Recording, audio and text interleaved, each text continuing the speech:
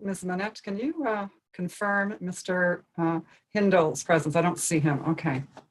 I've got 6:30, folks, so I think we can begin, and hopefully Mr. Hindle will join us while we're reading out the instructions. So, bonne soirée à tous et bienvenue à cette audience publique en ligne du Comité de dérogation pour la Ville d'Ottawa. Welcome, everyone, to this online hearing of the Committee of Adjustment for the City of Ottawa. The Committee of Adjustment is a quasi-judicial tribunal that's appointed by City Council to make decisions on certain types of applications under the Planning Act. My name is Anne Tremblay, and I will be chairing this hearing today. And with me are my fellow panel members, Mr. Scott Hindle, Ms. Julia Markovich, Ms. Kathleen Willis, and Mr. Colin White. So please take note that this video conference is being live streamed on YouTube. You can access the video later if you choose to do so. It'll be archived along with tonight's agenda on the city's website. So before we begin, a couple of instructions to read out. While the issues surrounding the development of the city are broad, this committee's jurisdiction is actually quite limited. So the kinds of things that we cannot do are to entertain aspects of proposals that have that are unrelated to the minor variances or the requests that are before us. We also can't consider issues regarding to noise concerns, traffic, property maintenance, property values, also prosecution for illegal construction. We have to treat applications as if no construction has begun. We will not entertain any personal comments about any neighbors or agents or applicants. And finally, and quite importantly, we cannot consider any additional minor variances. If we find during discussion that we need to add a minor variance, we will need to adjourn the hearing on that application to allow it to be recirculated. And that includes if there's any greater relief from the zoning bylaw that's required. So it's not just if it's an additional minor variance, it's if there's an increase in the relief sought, then we're also in that situation. So as part of the statutory public notification requirements, each applicant is supposed to post a sign on the property and then file a statutory declaration with the committee confirming that sign posting. And my understanding is that we do not have any of those in this evening. So I will be administering an oath or a sworn declaration at that point. So with respect to quorum, if for whatever reason we lose quorum because of technical difficulties or other, what we will do is to pause the proceedings in order to allow that quorum to be reestablished. If we can't do that, then any items that are remaining on the agenda will simply be then postponed to the following meeting of the committee. So let's hope that isn't going to happen this evening. In terms of the hearing process, you've seen the agenda. It was on the screen at the outset of the application. Those are essentially the applications that we will hear this evening. However, sometimes for the sake of efficiency, we can change the order of those applications around, and we will be doing that this evening. We have a bit of a strange agenda this evening, as a matter of fact. I think we actually have more adjournment requests than we have applications that we'll be hearing, but we'll see what happens when we get into that. So note that the committee members have reviewed all of the application materials in depth before we get to this part of the process. We, however, don't make any decisions, obviously, until all interested parties, applicant, residents, whomever, has had a chance to address the committee on the application or whichever applications of interest. So the committee may ask then for a brief presentation by the applicant, and then from that point on, the members can ask any questions to clarify the proposal that is before the committee for a decision. So after that, we'll proceed to the public portion of the hearing, which is at which point I have a speakers list. So I can and will, in fact, use that speakers list to invite people to address the committee. And then after that, I'll open it up to anyone else who would have an interest in the application and who may not have had a chance to register to speak. It's not mandatory to do that, so no worries if you haven't already done that. If you, once we get to that part, if you haven't, however, registered, I'm going to need you to essentially give us your full name and maybe spell out your last name, sorry, if need be, and we'll need your municipal address as well. And then the committee can ask perhaps some clarifying questions from our speakers, and then after all that is done, and we've had the chance to assure ourselves that we're very clear on all aspects.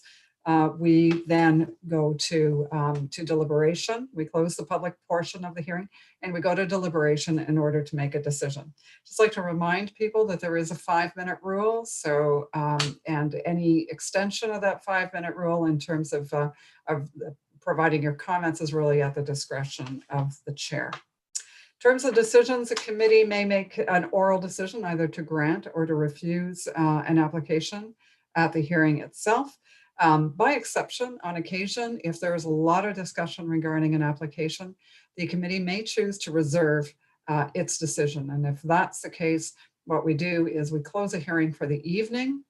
We deal with all the issues, all the applications that are before us, close the hearing overall, and then meet on those applications, those applications for which we've decided to reserve. And that's simply to give us some time to consider elements that we had just heard this evening that weren't part of the original package of information.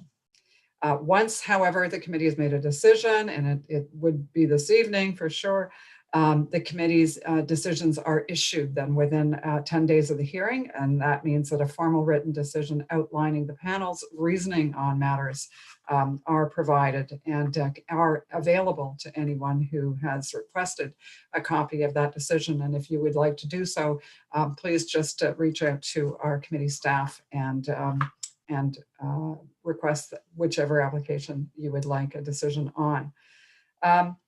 The applications of the committee are also subject to a 20-day appeal period, at which time the decision can be appealed to the local planning appeal tribunal for a fee. I also want to mention that tonight, supporting the committee, we've got our coordinator, Ms. Emily Manette, and we also have our secretary treasurer, Mr. Michel Belmar, who was on hand, both of which are going to help us get through our agenda this evening. So with that, a couple of items of business. I need first the declarations of conflict of interest, and I know we do have some. So I'm going to give Mr. White an opportunity. Thank you, Madam Chair. I find it necessary to declare interest on an item that was dealt with by panel 3, and that address would be 328 Livery Street. I did work on the site plan application as a sub-consultant back in 2016. So it's necessary for me to declare interest on that item. Also on items 2 and 3 on our agenda, 2865 Walkley Road. I have to declare interest on that. I have worked with the agent on the application on a sub-consulting basis for some period of time. I'm declaring interest on those 2 items on our agenda. Thank you. All right, thank you, Mr. White. Anyone else with any declarations of conflict of interest? Seeing none, we can get on to the next order of business, which is to confirm some minutes. So as you know, it's been a little while since we've had some minutes. So we've got 4. I'm going to read out the dates for each. I'm going to look for someone to move and to second. So for the minutes of July 8th, 2020, do I have someone move? Yes, Ms. Markovich, thank you. Anyone seconding on that? Mr. White, thank you.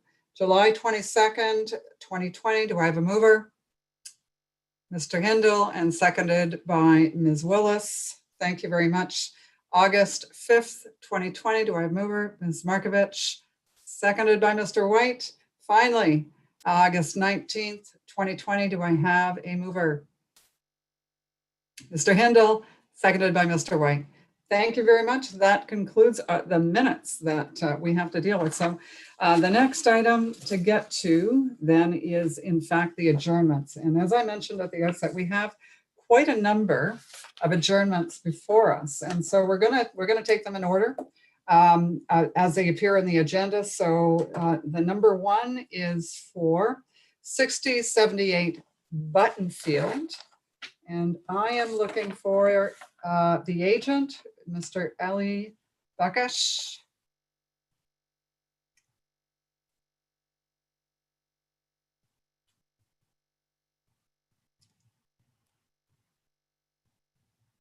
Can you come forward?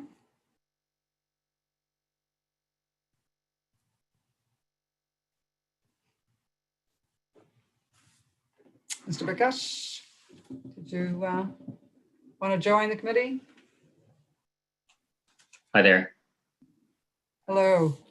Sorry about that. I was just trying to figure out. The settings. I apologize. No worries, no worries. Everyone's still learning how to use all of this technology. I can imagine. So you're aware that there's been a request by our planning folks for an adjournment on your application? Yes, I am. Okay, and are you in agreement with that adjournment? Yes and no. Unfortunately, I'm not sure what my options are for the adjournment. I know that unfortunately they are asking for it. I know what it's pertaining to, and I'm not sure what my options are at this point.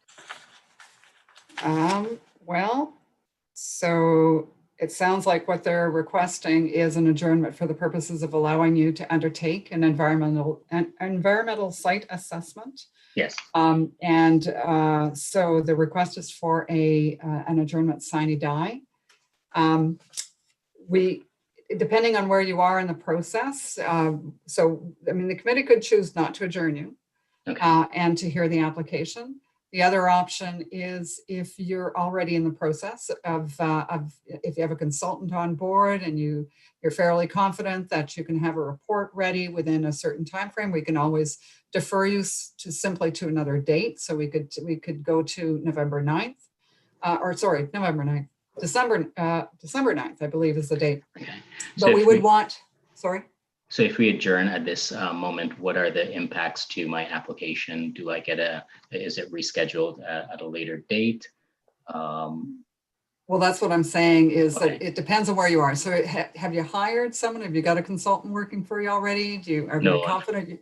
No, unfortunately, I do not have a company associated with this particular request as yet. I'm hoping to have someone by Friday or Monday morning associated with it and to start the investigation. However, before the corporation did purchase the lot, they did go through soil testing of the property, and the soil testing came back as negative, which I've included inside the application, and I believe it was presented to you guys in the package. So, but that being said, if my hands are tied, unfortunately, I don't have a choice. I will continue with the adjournment.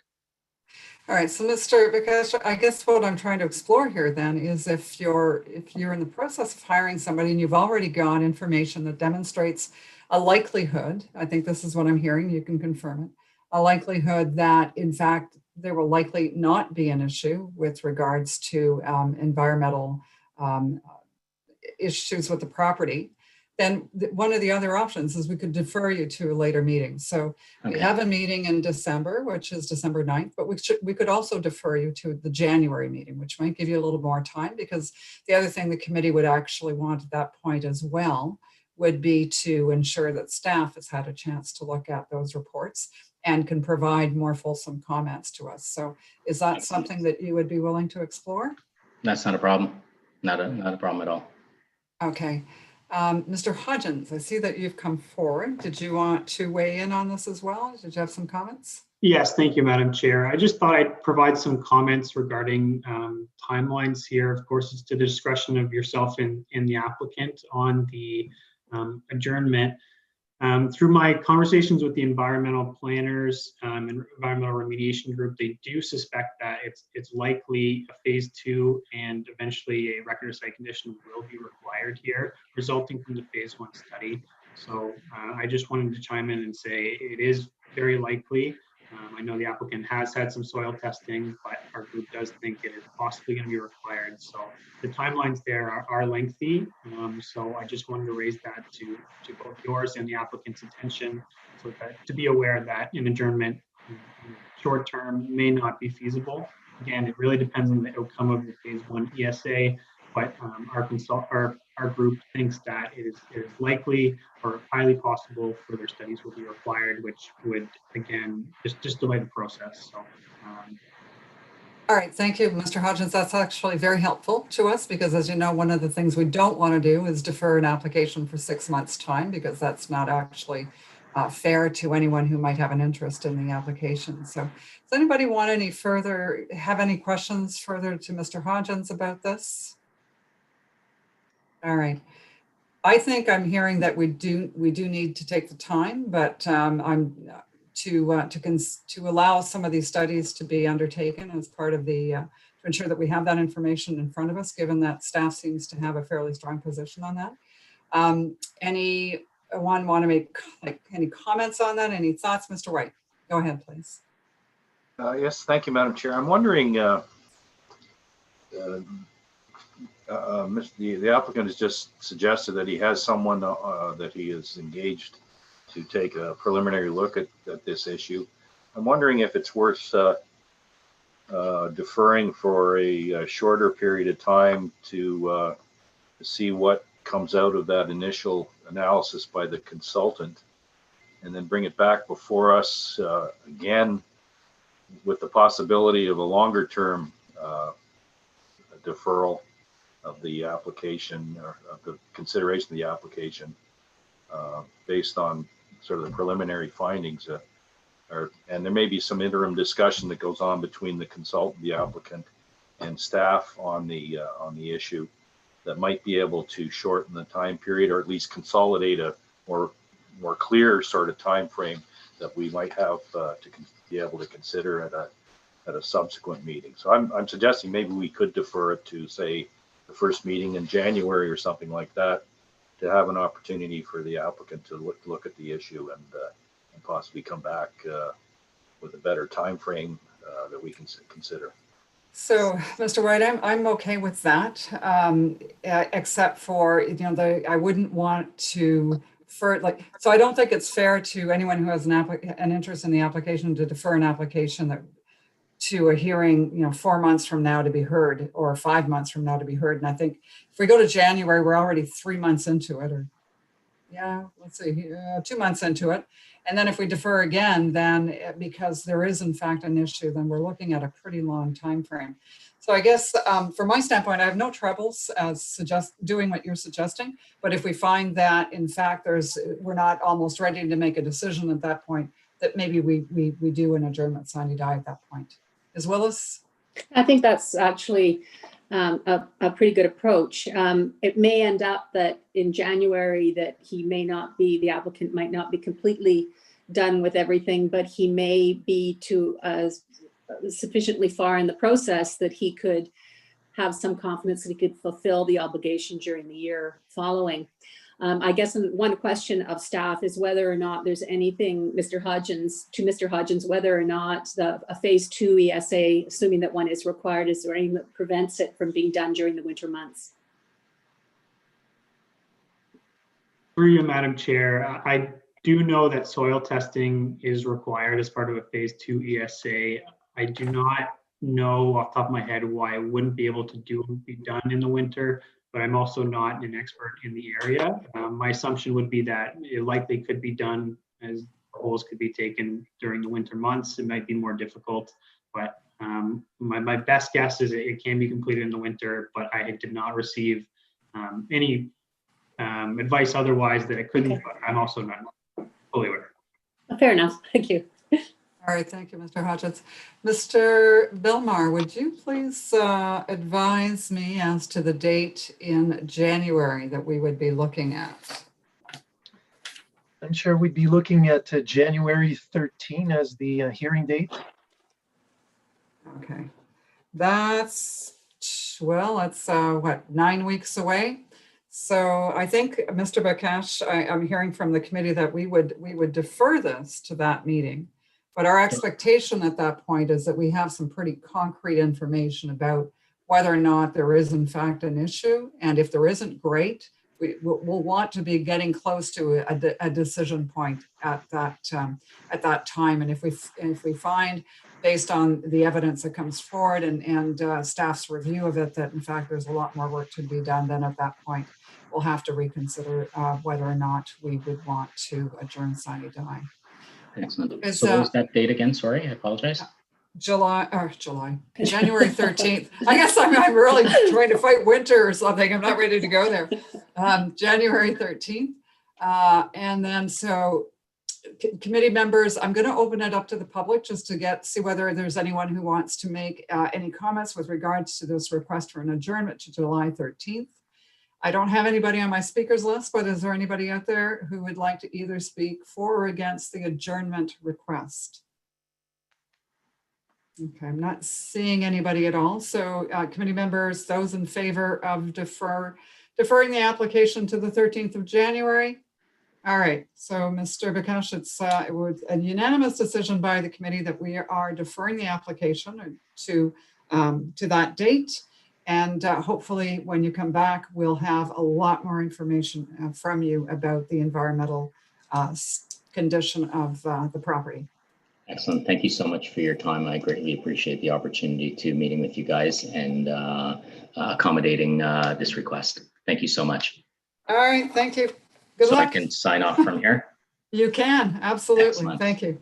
Enjoy the rest of the evening. Thank you so much. Thank you. All right, so the next application that we're looking for an adjournment on is applications 5 and 6 for 1340 Emerald Gate. And on that, I've got Mr. Price. Is it Mr. Price? No, wait, sorry. You're right, Mr. Segreto. Good evening, how are you? Faster than I was.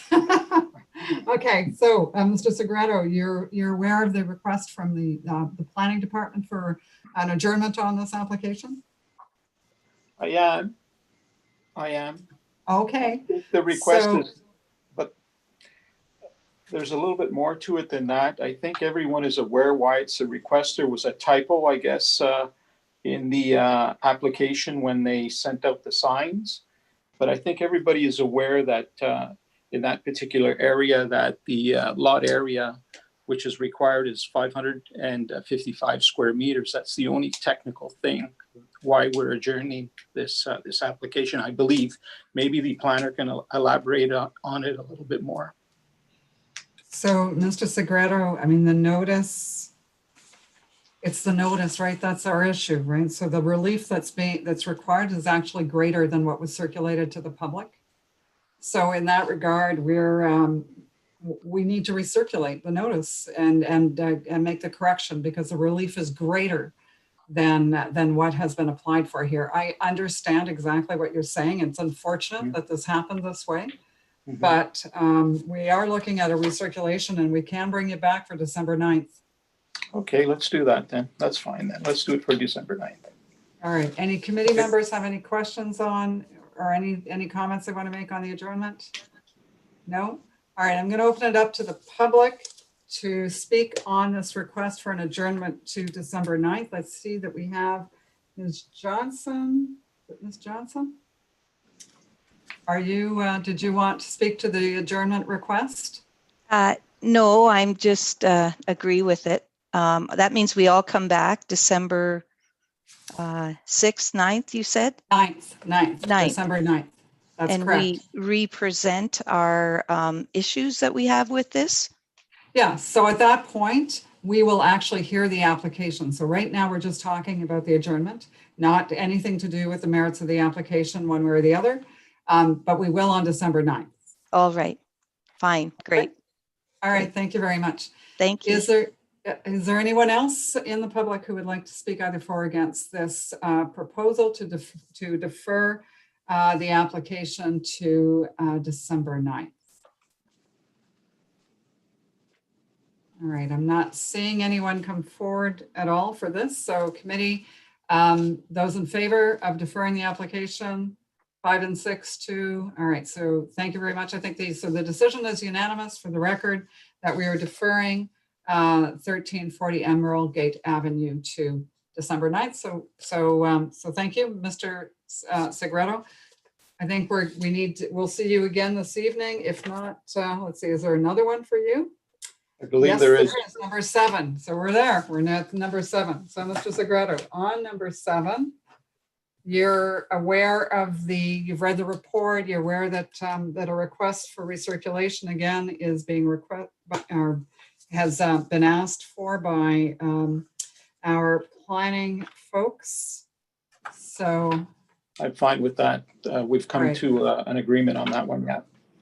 okay, again, this is another one, Mr. Segreto, that we can bring forward to December 9th. Does anybody on the panel have any questions for Mr. Segreto? Want to make any comments with regards to this? Okay, I have no one on my speakers list for this one. Is there anyone out in the audience here tonight who wants to speak either for or against the deferral of the application for 832, 834 Hare Avenue to December 9th?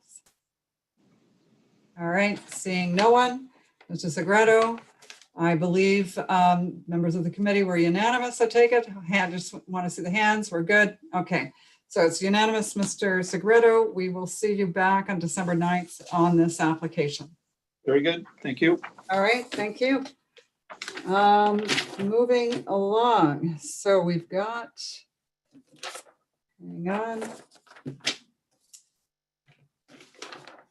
All right, the next one that we have, I have 7 and 8. We're looking at 3199 Palladium.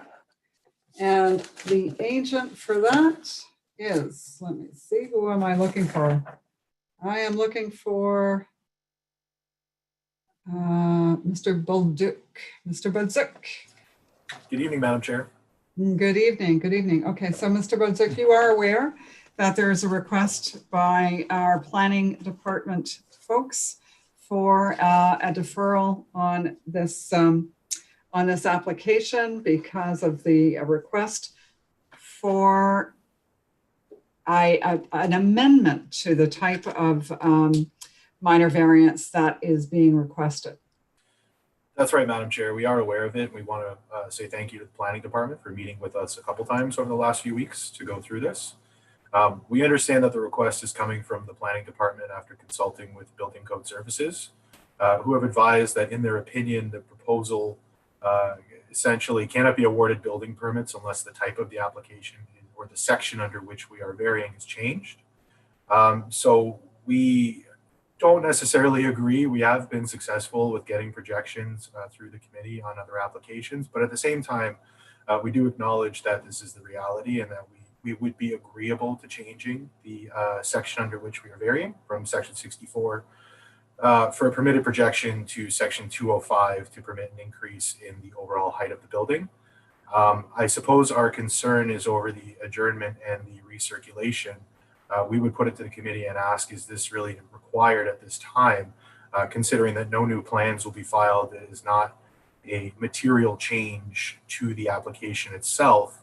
It's simply an interpretation as to which section of the bylaw itself should be varied.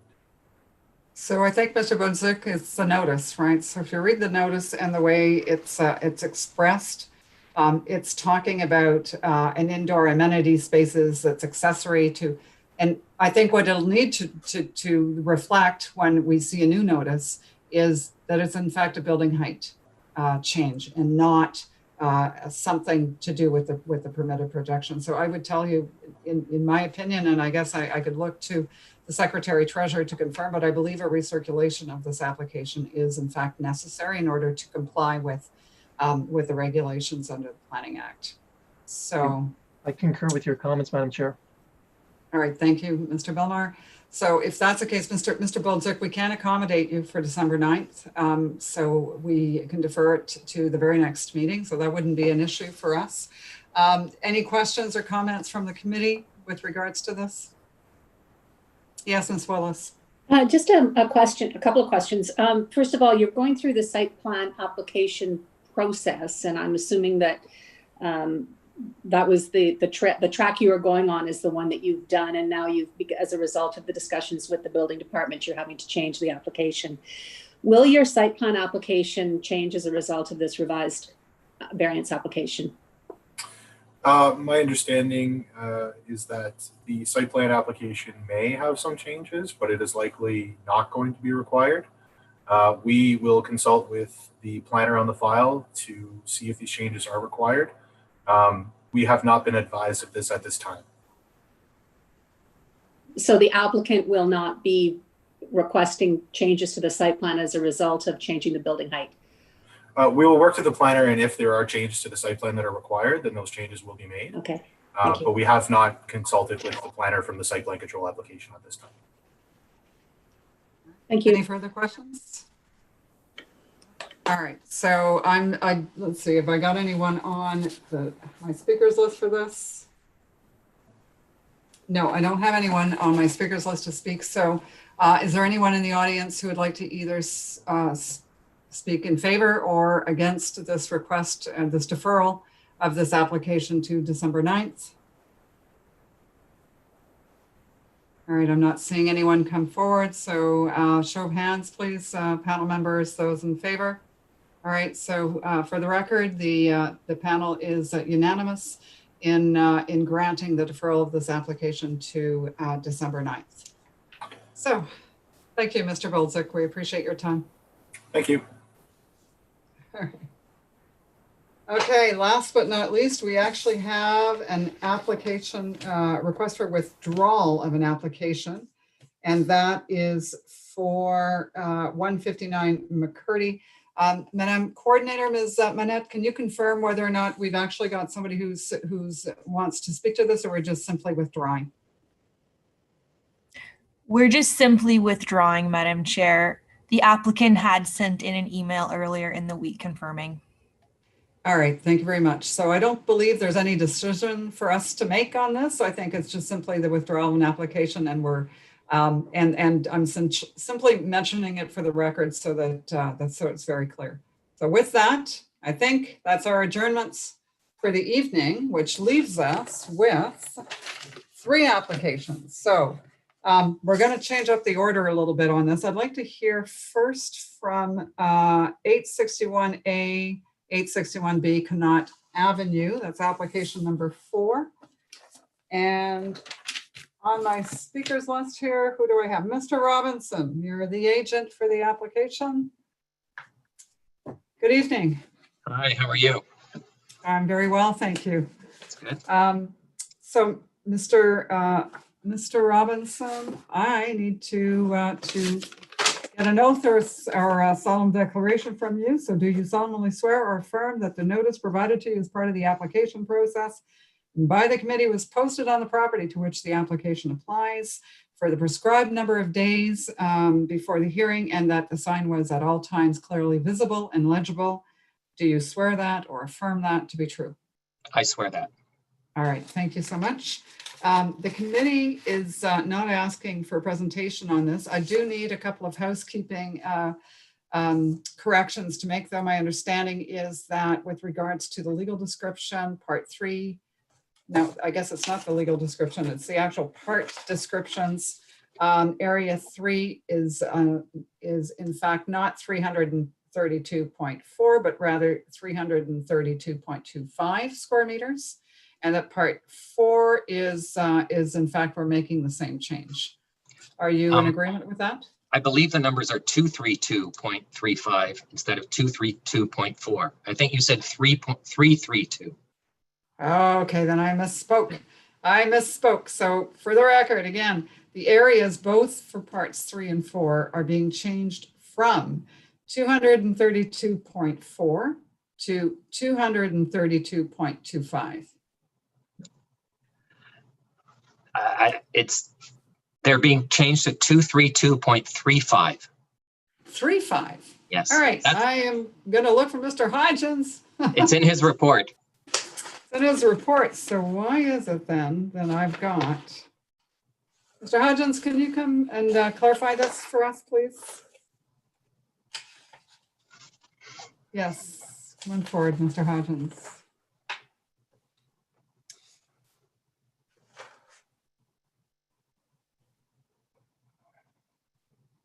I'm wondering if Mr. Hodgins is having some technical difficulties. Or is it Mr. Walker? Okay. Through you, Madam Chair, this application is Mr. Hodgins, but he is having technical difficulties and he is sending a message now to confirm. Sorry. Oh, there he is. Through you, Madam Chair. My apologies. I left the meeting for some reason and had to rejoin. Yes, the notice should be corrected to reflect the lot areas on the draft or the deposited for our plan that is, which say the lot areas are 232.35 square meters. There's also a change to the zoning bylaw identification of this property, which is being changed from 1452 to urban exception 1564. All right, you're in agreement, Mr. Robinson? Yes. Obviously. Since you corrected us, which is great. Anyway, okay. I am going to open it up to the panel members for any questions to Mr. Robinson on this application. Anyone? Nope, I'm seeing no one interested in any questions. I guess we're very clear. I do have, however, a speaker on my list, Ms. Vandergrift from the Queensway Terrace North Community Association. Thank you. Yes, it's Kathy Vandergrift. Do you need my address? No, I believe you've already registered, so we must Okay. have it. So that's fine. The floor is yours, Ms. Vandergrift. Thank you. We just had one question through you, Madam Chair, and we may need city planning to assist. We would like to be assured that after the severance, each part complies with the minimum requirements for front yard with regard to how much space is driveway, how much space is walkway and green space. We are aware that, the new rules are coming. They're not in place yet, but we want to be sure that each of these units comply at least with the existing rules. If you recall, we have had a range of these problems in Queensway Terrace North where, it's excessive pavement and walkway. And we just want to be sure that it complies with those rules as they exist now. And that wasn't covered we weren't quite sure ourselves. All right, thank you, Ms. Vandergrift. So I think I'm going to direct the question then to Mr. Robinson. Mr. Robinson, I take it, I don't see any requests for minor variances on any of this. So I take it that you're in compliance. You comply with all of the requirements of the zoning bylaw? Yes, that is correct. But will they after the severance? Will each unit? Because they're different a bit when it's a duplex and when they're separate units. Yes, Ms. Vander. Okay, so Mr. Robinson, can you confirm that? And then I'll get staff to also confirm it. The property it's a completed semi. They're virtually identical and they each have a driveway and they each match the front yard, side yard, and rear yard setbacks that are in effect for this property now. All right, Mr. Hodgins, can you confirm that no minor variances are required as a result of this consent? Thank you. Through you, Madam Chair, staff are under the impression there is no further minor variances required. As part of the consent application, only a survey and a reference plan are provided, which do not show features such as driveways and walkways in most circumstances. We did take a quick look at what was built and what we could see from the building permit, and no issues were identified or requesting further clarification in terms of a site plan to ensure that the driveway or walkway are not an issue in terms of zoning compliance. Okay, all right. Mr. White? Madam Chair, if I just could comment, the issue that's been brought up, I think, is more an enforcement issue of a provision of the zoning bylaw. It's outside of our purview on this application. I mean, if the property owner does changes to a property that don't conform with the zoning, that's a bylaw enforcement matter that can be addressed by our bylaw people. Yeah, but I think, Mr. White, it's fair game to ask the question whether or not this consent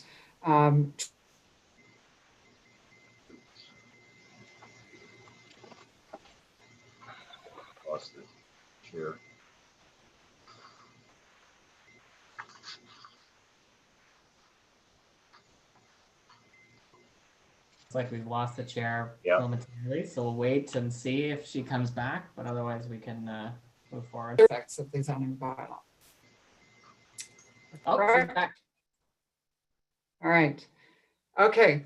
We Anything lost further? you, Madam Chair. Okay, so Madam Chair, your image froze there and your audio froze for about 30 to 40 seconds. If you want to repeat those comments. Wow. Okay. I don't know how that happened because everybody else was moving. So I guess all I'm saying, Mr. White, then is, and it must be sort of based on that, that it's fair for someone to ask whether or not a minor variance is required as a result of the consent. I agree. I agree fully with that. But in terms of us being able to deal with something that's not in compliance and it's not the subject of the application, it's rather difficult. It's something that involves enforcement by our bylaw people after the fact.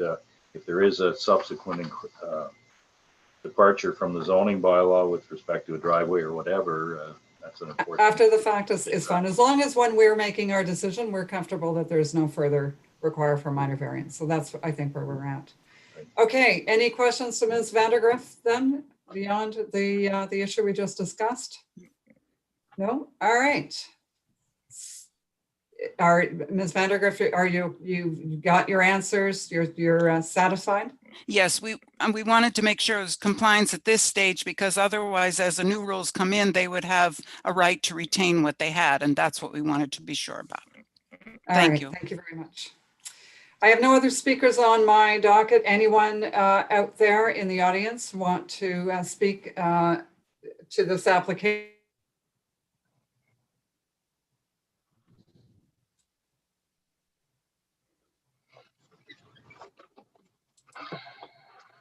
And we've lost her again.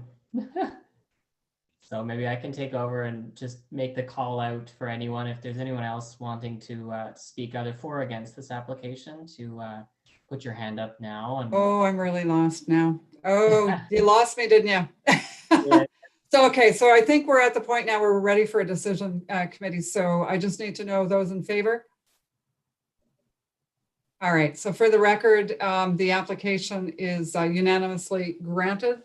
I think you're aware of what the conditions are, no issues, Mr. Robinson? Yes. All right, well, thank you very much then. I think that's all we need from you for this evening. So thanks for joining us. Thank you and have a good evening. Bye-bye. Thank you. All right, the next application we'd like to hear is 71 Stevenson Avenue. And that would be Mr. Segreto. Hello.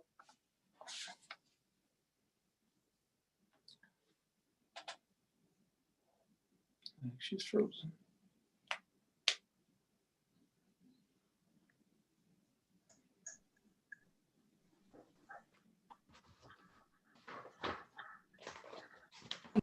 Want to pick that up, Scott? Yeah, so my apologies. Again, I don't know what's happening. All of a sudden, I'm going in and out. So, Mr. Segreto, I think what I'd like is a brief presentation from you on the applications, both the consent and the minor variance. And then we do have a speaker on the.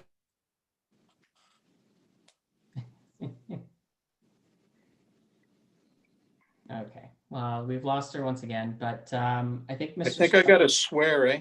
Yes, I think exactly that. So why don't I administer the oath and then we can Sure. go from there. So do you solemnly swear or affirm the notice provided by the committee was posted at the property to which the application applies for the prescribed number of days before the hearing as instructed and was clearly visible and legible during that time? I do. Thank you, Mr. Hendel. My apologies to everyone. I don't know why I'm all of a sudden having an issue with the internet at my end. So go ahead, Mr. Segreto. Okay, maybe we can go through the PowerPoint. There we go. That's the subject property, 71 Stevenson. There's an existing two-story single-family dwelling on the corner lot, and what my client would like to do, he'd like to demolish the house, sever the property into two different parcels to construct two new single-family dwellings. In order to do so, we will require the following variances. First, lot width for both of them and lot area for both of them. For the interior lot, which is part 1, I'll be requesting a reduced front lot width of 10.06 meters, whereas the bylaw requires 15 meters, and a reduced lot area of 306.7 square meters, where the bylaw requires 450. On the corner lot, which is part 2, again, to permit a reduced lot width of 12.8 meters and a reduced lot area of 390.9 square meters, whereas the bylaw requires 450. So essentially what we want to do here is sever the lot in two and then hopefully be able to develop this property. What we've done is we've sent out a letter out to all the abutting neighbors. We've talked with some of the neighbors. I realized that there was an issue with one of the neighbors at the rear behind the property.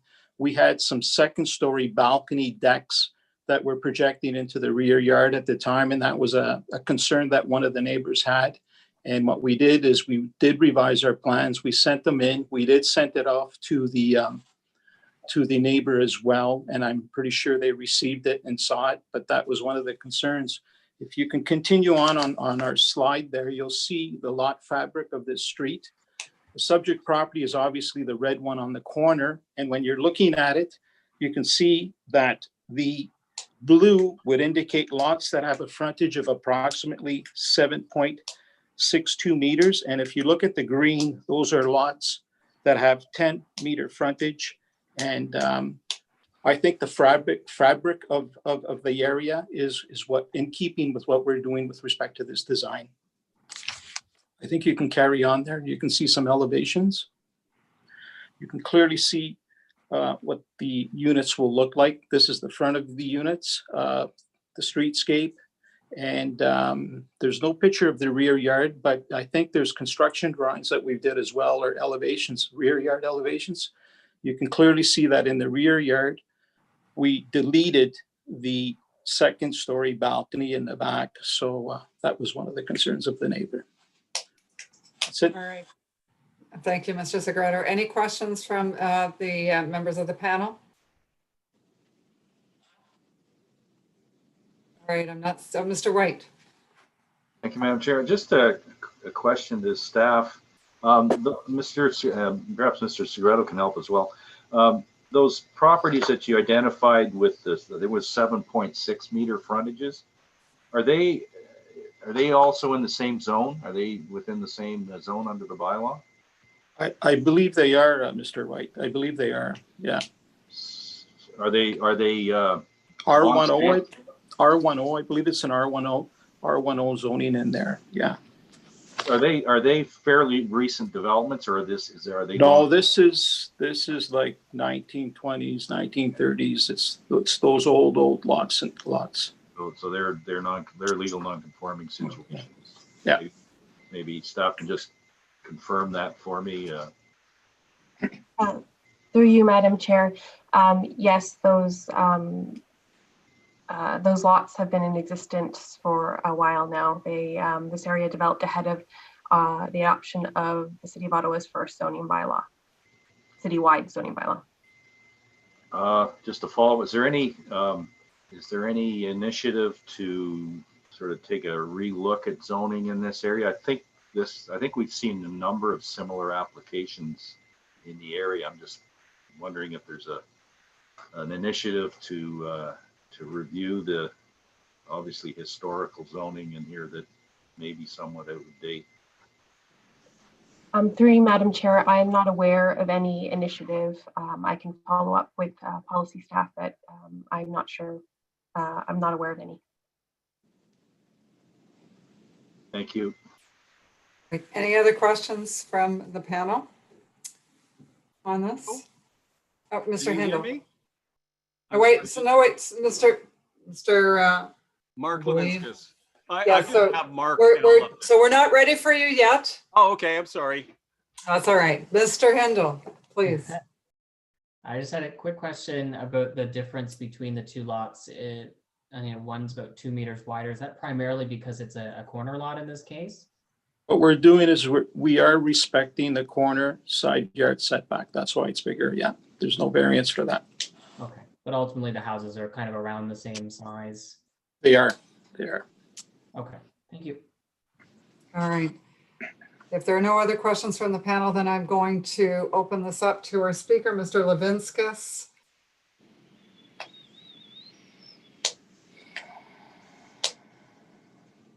Hello? Can you hear me okay now? Hello? Hello? Yes, we can hear you. Thank you. Okay, I'm not sure. Like I've never participated in one of these meetings before.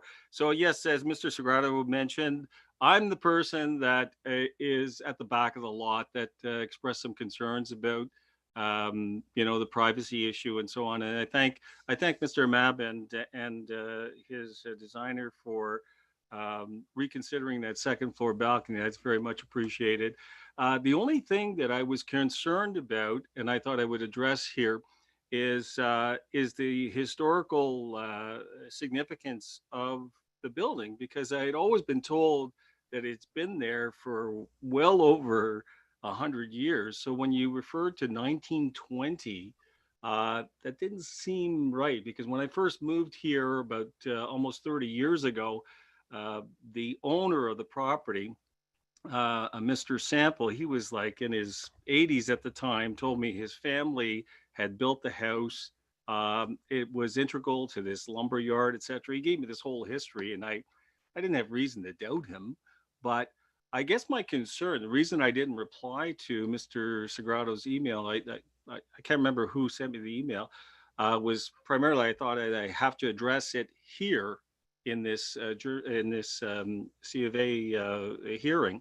And so that's why I'm bringing it up now, because I didn't think, somebody who is in the interest of actually demolishing that building should be responding to that question, because, they have a vested interest to basically not look for the information and sort of set it to the side, so to speak. So I'm just wondering, is the city responsible for determining whether or not that is a heritage property, and if it has any historical significance, or do you rely on the developer to do that? So Mr. Levinskas, what happens is that the committee does get fulsome reports from planning staff, who does undertake to really look at all of the aspects of the proposal and the background that that might apply. And we do get that information from our staff people on those applications. So to be honest with you, if there was a heritage issue here, I'm sure that it would have been raised to us as part of the application process. But I'm going to ask Ms. Ramirez, just confirm that in fact there's nothing that we need to be concerned about in regards to that. Through you, Madam Chair, our heritage staff review the Committee of Adjustment applications and let us know if they flag anything to us. Nothing has been flagged. I'm just doing a quick search to confirm. So if I can have a minute, I will get back to you, but it was not flagged by our heritage staff. All right, thank you. Anything further, Mr. Levinskas, while Ms. Ramirez is doing that? No, I think that's it. All of my concerns have been addressed. As I said in my letter, Mr. Amab had, when he first purchased the property, had approached me and asked me if I had any concerns about him subdividing the lot. And I told him at the time that I'm fully in support of beautification of the area, for sure. And I know it impacts me more severely than anybody else. And that's, my concerns were all dealt with. So I'm happy the way things are proceeding at this point. So, unless somebody brings up something else that I'm not aware of, I don't have any further objections other than confirming the heritage status and historical significance. All right, so I think Ms. Ramirez must be ready to provide us with information. Please go ahead. Yes, Madam Chair. There's no individual designation. It's not on the Heritage Register according to MAP, according to our electronic system. All right, thank you very much, Mr. Ramirez. So Mr. Levinsky says if you feel that it should be, you can always approach the heritage staff at the city and have a discussion with them about it if in fact you think that that might be an omission that needs to be addressed. But isn't the plan to demolish the building? Will there be enough time to actually address that? I'm just wondering, is it, is she suggesting, Ms. Ramirez suggesting that the building has only been there since 1920, since it was registered with the city? No. I think what Ms. Ramirez is saying is simply that it has not been flagged. It's not part of the registry right now of the heritage inventory for the city in any way. And you're quite right. It's not going to save this building because there's nothing that's been flagged for it. But if there are any other heritage assets that you think need to be preserved in the area, given its history, then that's what I'm suggesting is that you. I'm sorry. The only thing that I was concerned about is that we'd be knocking down, significant historical buildings in the area. I was very much involved in the experimental farms and the buildings being preserved, like the Booth Barn and so on and so forth. And so I'm very sensitive to historical significance of buildings in the area. And I've been here for almost 30 years. So, that was my major concern. I'm just concerned going forward, if this is approved, then, it's they're off to the races and, something happens to the building and then we go, oh, we shouldn't have done that. Is there a mechanism by which we can confirm? Well, I think Ms. Ramirez, so Mr. Levinsky, I think we already have the answer from Ms. Ramirez is that there's been absolutely no flags on this. Okay. So if the city hasn't already taken any steps to move the property further into designation of any kind, then that's the answer. We can't apply it just because we think there might be a heritage value at this particular point in time. Mr. White, do you had something you wanted to add? Yes, Madam Chair, I think you've explained it very well. If it's not on the city's heritage designation list, it's not recognized as a significant resource from a heritage perspective. And before any building permit is issued, all of those issues of heritage, a heritage designation or whatever are, fully vetted before any permit is issued. So I think we can be comfortable in understanding that the heritage designation doesn't apply to. Oh, yeah. I'm sorry, Mr. White, you cut out there right at the very end, the last 10 seconds. You were saying? Right. The heritage, I think we can be satisfied that with the review that's gone on for this application and there'll be subsequent reviews prior to the issuance of any building permits or demolition permits, that this property has not been identified as being as significant from a heritage perspective. Okay, so this is why Ms. Tremblay is suggesting that if I want to follow it up, I should do so with your heritage staff. Is that what you're suggesting? And that way it can be addressed before a building permit is issued? Or are you suggesting that there is no significance? You're confirming there's no significance? It hasn't been designated heritage from any information that's been provided to us. And if it were designated, we would be made aware of it. And certainly before any demolition permit is issued, that eventuality would be completely covered off. I think we can be very satisfied that that's not a heritage designated property. Okay. All right. All right. Thank you, Mr. So, Levinsky. hey, there's still So Mr. Levinsky says, do you have anything further then? Because I think we've addressed the heritage issue at this point. Yeah, I just want to be clear that I understood this correctly. There's still a demolition permit, and if there's any issues that come up, they'll be properly vetted before any demolition permit will be issued, correct? Yeah, and I don't see that there are going to be any heritage showstoppers here. Right. So that may very well be the case, and I'll be satisfied with that, when we get to that point. So yeah, I don't want to hold up anything at this point with the adjustment itself on account of one issue. So I'm done. We're okay. Let's move ahead. All right, thank you very much.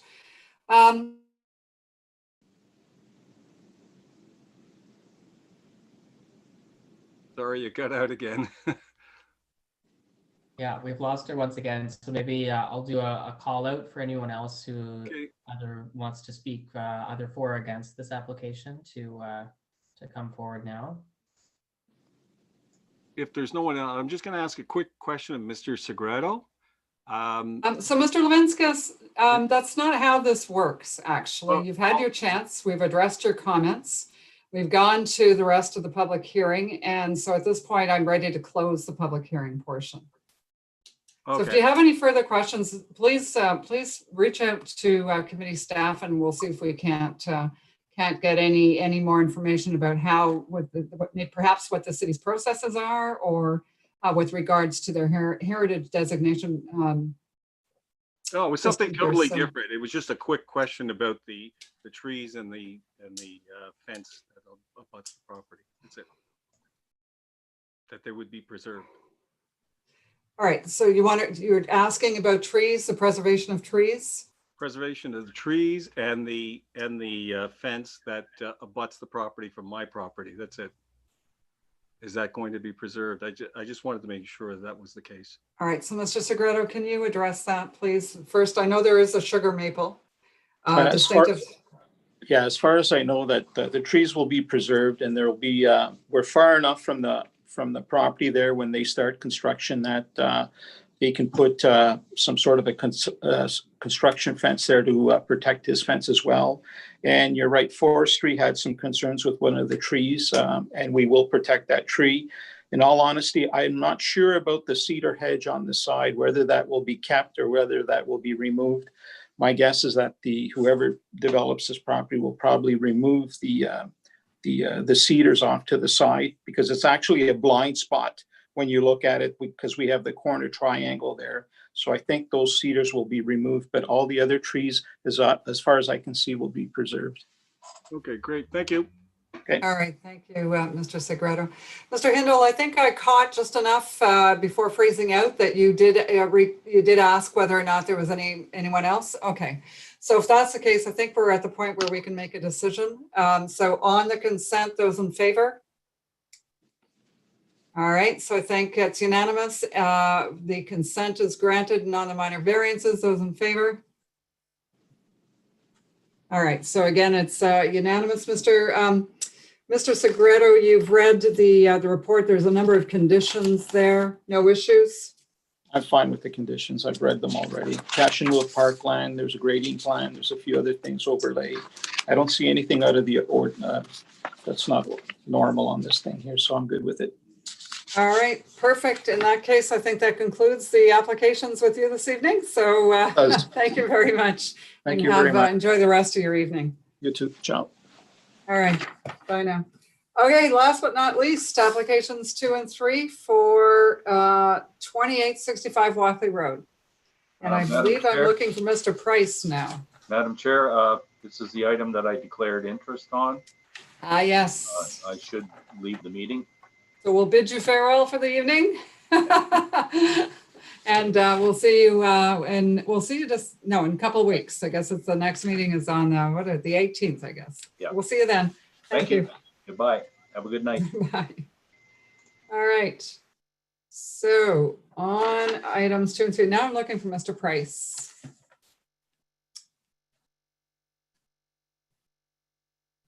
Good evening, Mr. Price.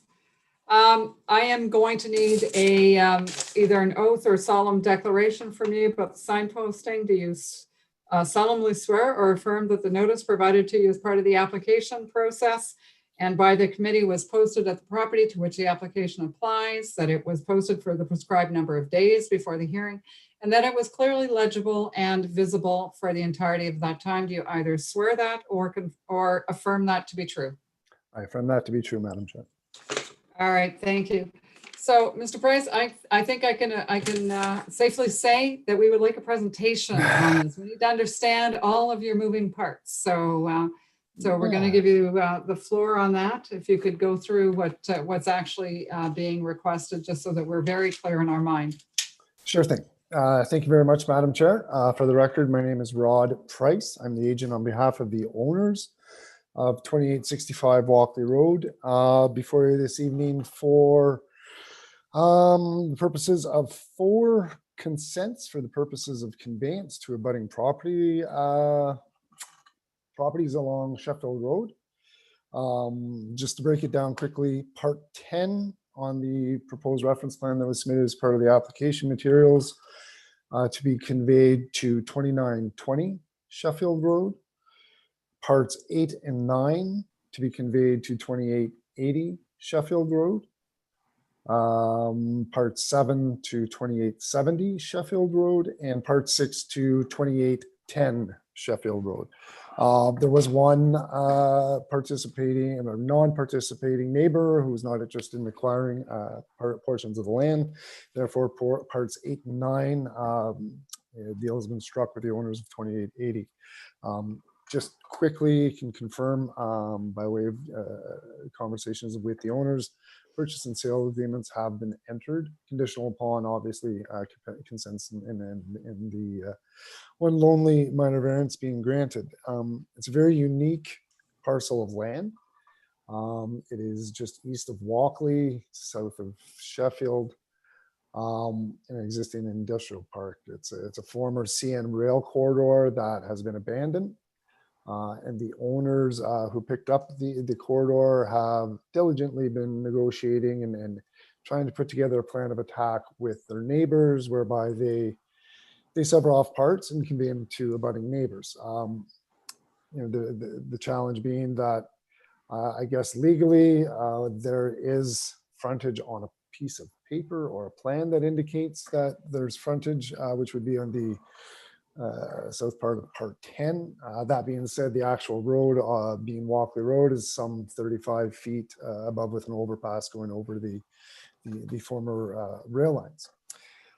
As such, legally, the current property as it stands now prior to the application before you does not have road frontage. It may have one on a piece of paper, but the lands cannot be developed.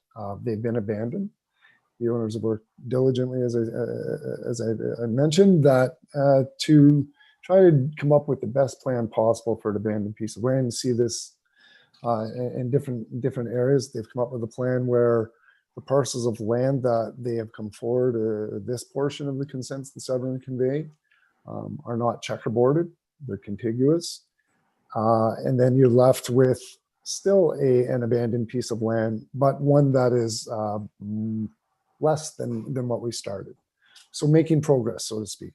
It's not perfection, but it is progress in terms of the best way to use this former corridor.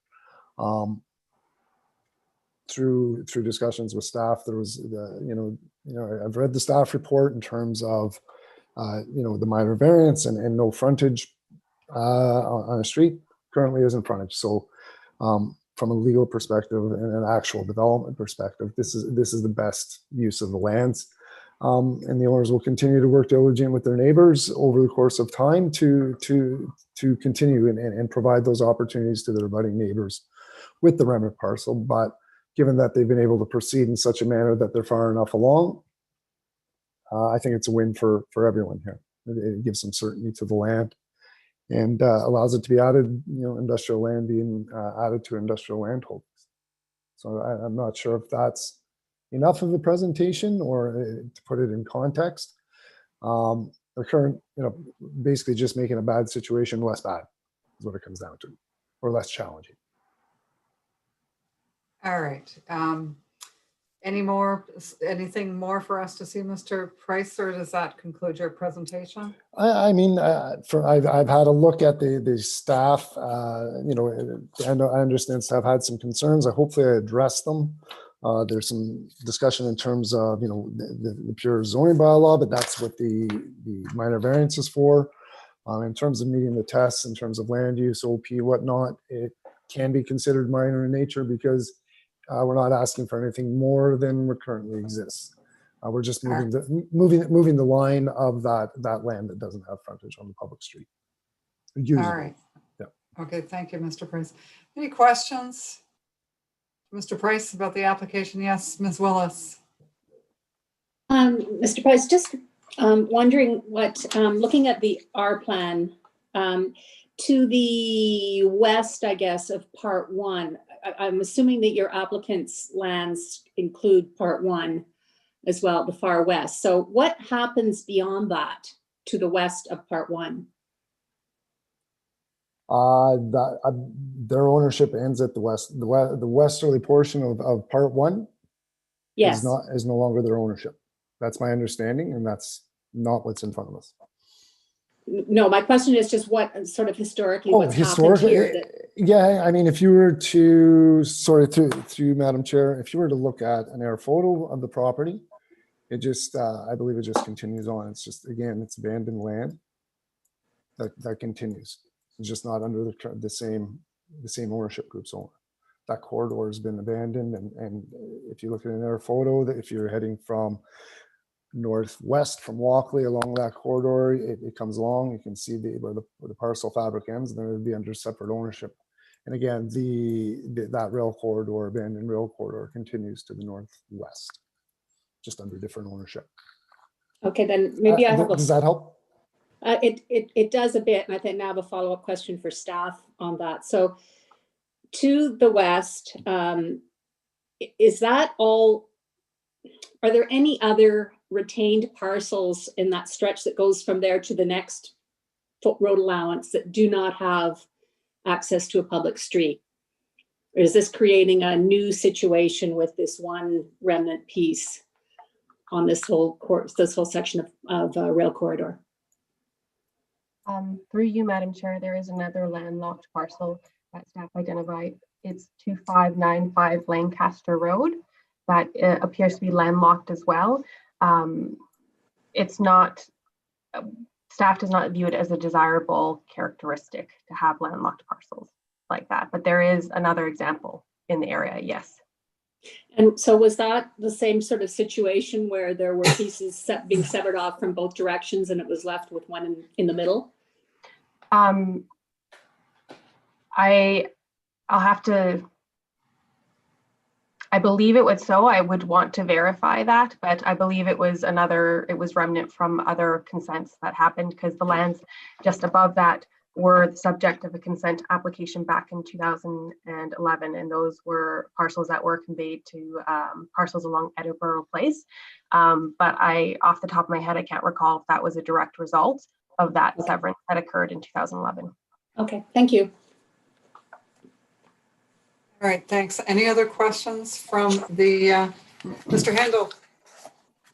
Oh, I was just curious, Mr. Price. So in the case of assuming that this were to be approved, in the case of, say you were to receive a bylaw infraction for maintenance of the property, and you had to go in and clean it up without an easement or any kind of legal right of access, what is the plan to actually deal with that property?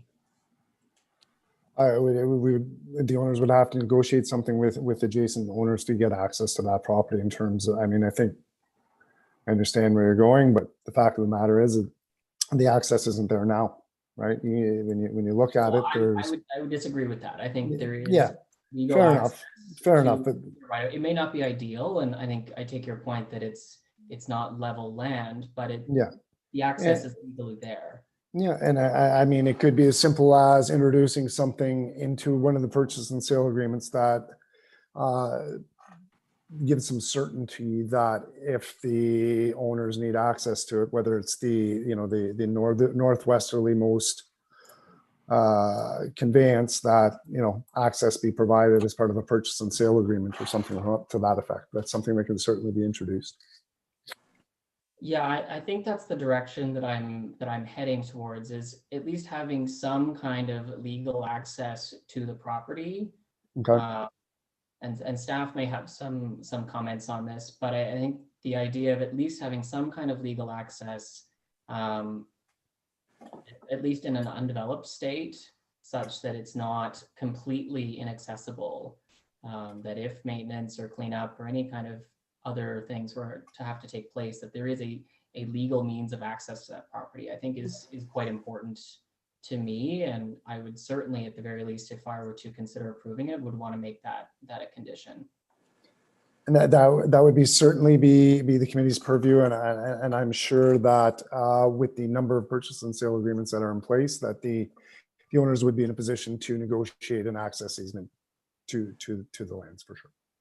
All right, so I think I'd like to hear from Ms. Ramirez on that. If we added a condition that suggested that, and I guess it doesn't matter, the condition would simply be that somewhere and in terms of the pieces, the parts that are being severed, that there be an easement for access to the landlocked parcel in some way be provided. Would that be sufficient then to address your concerns? Through you, Madam Chair, I still have some questions regarding here about where the access would be. Would it be road access? And I guess I have some issues that need to be resolved in my head, as well as is it just for one of the things that we wouldn't want this remnant parcel to ever have the ability to be developed on its own. And so we wouldn't want someone to just look at that access and think, well, this parcel is developable. The way that we see it is that to be brought into conformity with the bylaw, it should be conveyed to an adjacent owner. So we haven't evaluated based on being developable on its own. There's no condition regarding servicing. So I have some questions still. Language could be introduced to provide an easement. I want to say there has been some language provided for past panels regarding that. It remains to be seen how enforceable it is. I think my preference would be for them to adjourn the application to figure out where that access is going to be and then come back to the committee. I was actually going to suggest that maybe that would be worthwhile, is to give Mr. Price and yourself some time to talk about how that easement what that might look like, and then perhaps to even have it shown on a plan. Mr. Price. Yep. So may I make a suggestion, Madam Chair? I think I might have a solution that if committee so chooses, that they can include a condition with respect to the conveyance of part 6, so file B00249, that a overall blanket or access easement be provided to the satisfaction of staff for the purposes of maintenance. And then it's a condition. We can bring it forward to it shouldn't be too cumbersome. It could be something as simple as a blanket easement that gets registered when part 6 is conveyed and the purchase and sale agreement gets registered on title, that it carries forward with all subsequent owners that there's an access easement to that part 5, we will call it, and that keeps it simple instead of coming back to discuss. I think there's some common ground there that I think can satisfy staff, allows the other 3 to proceed, and gives everybody that sense of comfort moving forward that should maintenance need to be occurred, that access is available to the owners of the remnant parcel over what we'll call recipient lot 4 and severance lot number 4. All right, Ms. Just Willis, a suggestion. I think that. Okay, well, thank you, Mr. Price. I'd like to hear from Ms. Willis. Yeah, I don't have an issue with tying it down to a particular lot. It could be, I think what we're concerned about is ensuring that you have an access easement in favor of the retained parcel across somewhere to a public street. So whether it's part 6 or if part 6 isn't, I don't know if I'm looking at the plan properly, but it doesn't really matter as long as you can get from a public street to the perimeter of the retained lands by means of an access easement. Then I think we should be happy with that, and it can be determined as you negotiate with your purchasers. Right. Good. I don't know if anybody else has a problem with that. Ms. Ramirez might. So I guess from my standpoint, I think it's a good idea, but I would be more comfortable giving Ms. Ramirez a few weeks to look at it, though. So, you know, I'm going back to the adjournment possibility, right, where we would say, we'll bring it back on December 9th, and at that point, we'll have some real clarity about where that easement might lie, and also that you will know that you know, they've had those discussions with the prospective purchasers and that everyone's sort of on side with it. So I like the idea, but I'm not comfortable necessarily making the decision right now on that basis. It seems a little too vague for me. Others on the panel? Mr. Handel? Yeah, I would tend to agree with you, Madam Chair. I think the lawyer in me is uncomfortable signing off on an access agreement without seeing the terms of said agreements. I know, Ms. Ramirez, there was discussion at one point potentially of an inhibiting order as well. Is that something that you would want to be able to spend the time to explore further as well? Through you, Madam Chair, I did consult with legal staff regarding an inhibiting order, and that would not seem to be the solution in this case. There might be another solution, but that would not be it. Yes. Okay. So I think what I'm hearing is that there are some options available, but you would like the time to potentially evaluate them to make sure that what we finish on or kind of end on is amenable. Through you, Madam Chair, yes, that would be ideal. All right. I think at this point, Mr. Price, you're hearing from the committee that we like the idea, we see a solution, but we'd like more, you know, we just want to have more certitude about what that solution looks like. So would you be open to adjourning your application to December 9th at this point? I really don't have a choice. So yeah, absolutely I agree to it. So yeah, no problem. I'll work with the owners and we'll reach out to Ms. Ramirez and come up with a common solution. Definitely. Ms. Tremblay has frozen once again. Any other comments or questions from either Ms. Willis or Ms. Markovich on this this point? No, through you, Madam Chair. I just had a question in terms of an adjournment. Is it necessary for the 9th of December? Would it be sufficient for city staff to potentially consider the next hearing in November? Would that be enough time to come up with a solution? That's a good point. Yes, I forgot about the in-between meeting, so thank you. Would that be enough time for you, Ms. Ramirez, if we could fit you onto the agenda or fit this back onto the agenda? Through you, Madam Chair, I understand that I guess my question would be, is there a need for a new application, or is there a need for any changes to the notice? Because I know that I believe the notices for the next November meeting went out yesterday. So if there are any requirements, I think that perhaps the Secretary Treasurer would be able to provide more information on when would be the next appropriate meeting, if there are requirements, changes, or if there are changes to the notice or amendments to the application that need to take place. Madam Chair, if there would be a need to recirculate a notice on this, it would have to go to December 9 because we've already closed on the November 18 agenda.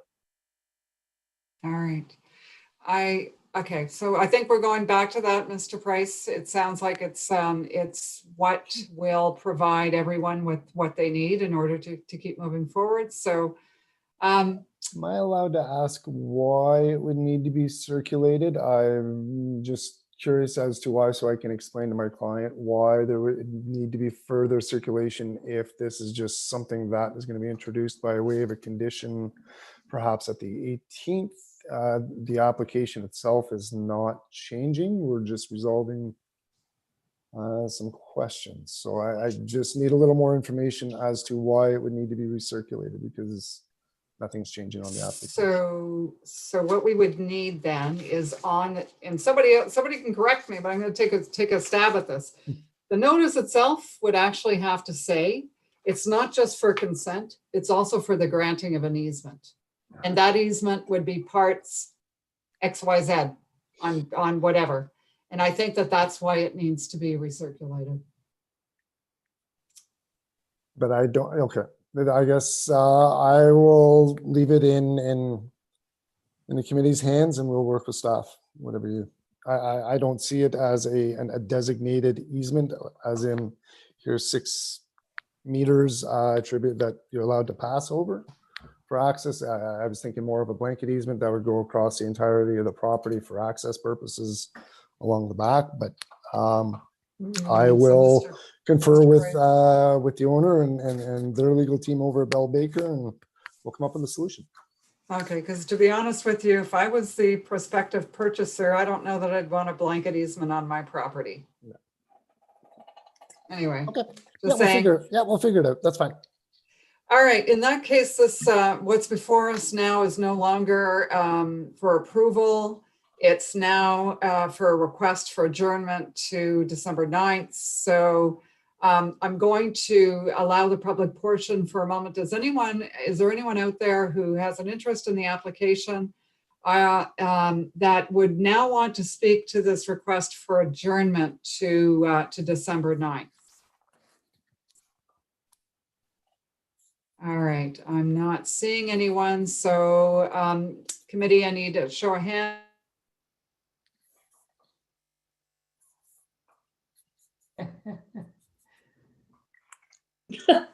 We lost her once again. We're almost done.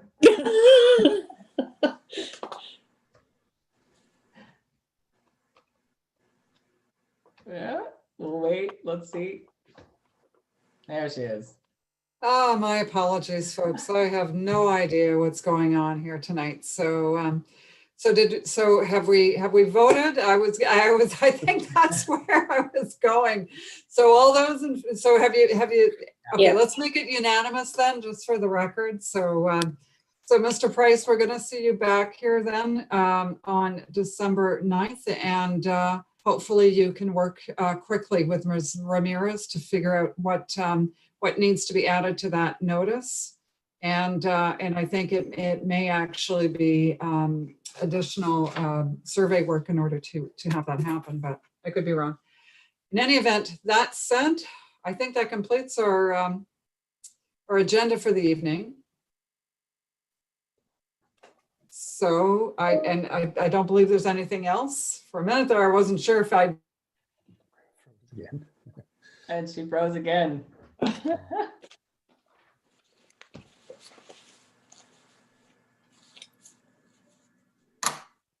All right, so maybe assuming that she will come back at some point and discover that we're all done. Can I get a motion to adjourn and we can call it a day? Okay, Ms. Willis, seconded by Ms. Markovich. There we go. Thank you, Mr. Handel. Thank you. Thank you so much. I appreciate that. I'm going to make a call to my internet service provider tomorrow. Just saying, because I'm not crazy about the unreliability that I've had tonight. So anyway, I do appreciate your time though, everyone. Thank you so much to staff and to both planning staff and committee staff. So thanks. It's a nice and early enough evening tonight. So we all have some time for Netflix still. So now, I beg your pardon? The December 9th might be long now with what Oh, I think so. So anyway, we'll get to it. And in the meantime, we'll try